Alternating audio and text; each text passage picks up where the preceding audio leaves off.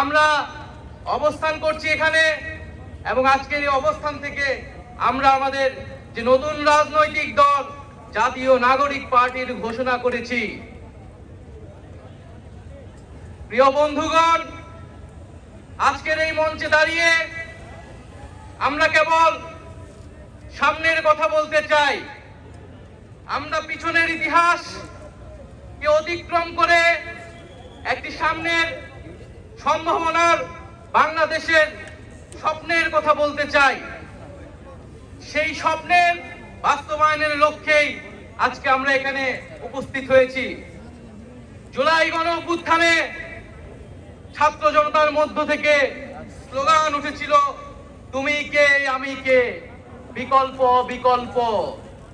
আজকে সেই বিকল্পের জায়গা থেকে নতুন রাজনৈতিক দলের আত্মপ্রকাশ ঘটেছে। আমরা মনে করি বাংলাদেশে যে বিভাজনের রাজনীতি তৈরি করে বাংলাদেশের জনগণকে দুর্বল করে রেখে রাষ্ট্রকে দুর্বল করে রাখার যে ষড়যন্ত্র তৈরি হয়েছিল, সেই ষড়যন্ত্র আমরা জুলাই গণ অভ্যুত্থানে সকলের ঐক্যের মাধ্যমে ভেঙে দিয়েছি। আমরা আজকের এই মঞ্চ থেকে শপথ করতে চাই যে বাংলাদেশকে আর কখনোই বিভাজিত করা যাবে না। বাংলাদেশে ভারতপন্থী পাকিস্তানপন্থী কোন রাজনৈতিক ঠাঁই হবে না। আমরা বাংলাদেশকে সামনে রেখে, বাংলাদেশের জনগণের স্বার্থকে সামনে রেখে সকলে ঐক্যবদ্ধভাবে রাজনীতি এবং রাষ্ট্র বিনির্মাণ করব।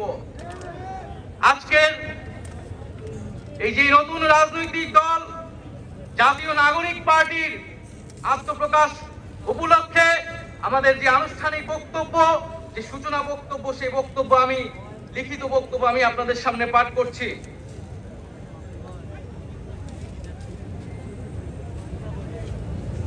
জুলাই 2024 ছাত্র জনতার গণ অভ্যুত্থানের প্রেক্ষাপটে বৈষম্য বিরোধী ছাত্র আন্দোলনের নেতৃত্বে এবং জাতীয় নাগরিক কমিটির উদ্যোগে আমরা বাংলাদেশের ছাত্র জনতা এই মর্মে ঘোষণা করছি যে আমরা হাজার বছরের ঐতিহাসিক পরিক্রমায় বঙ্গীয় বদ্বীপের জনগোষ্ঠী হিসেবে এক সমৃদ্ধ স্বকীয় সংস্কৃতি নিয়ে দাঁড়িয়ে আছি।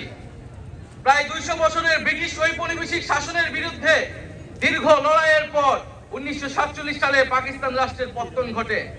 তবে শোষণ ও বৈষম্য থেকে এদেশের গণমানুষের মুক্তি মেলেনি তখনো।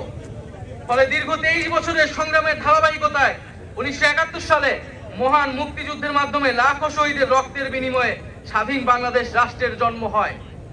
কিন্তু স্বাধীনতার পর দীর্ঘ সময় ধরে বাংলাদেশের জনগণকে বারবার গণতন্ত্রের জন্য লড়াই করতে হয়েছে। 1990 সালে ছাত্র জনতার বুকের তাজা রক্ত দিয়ে সামরিক স্বৈরাচারকে হটিয়েছে। তথাপি স্বাধীনতার 5 দশক পেরিয়েও আমরা গণতন্ত্র, সাম্য, মানবিক মর্যাদা ও সামাজিক ন্যায় বিচার নিশ্চিত করে এমন একটি রাজনৈতিক বন্দোবস্ত তৈরি করতে পারিনি। বরং বিগত 15 বছর দেশে একটি নিষ্ঠুর ফ্যাসিবাদী শাসন ব্যবস্থা কায়েম হয়েছিল, যেখানে রাষ্ট্রীয় প্রতিষ্ঠানগুলোকে ক্ষমতাসীন দলের স্বার্থে বেপরোয়া ব্যবহার করে গণতন্ত্রকে ধ্বংস করা হয়েছে। বিরোধী মতের কণ্ঠরোধ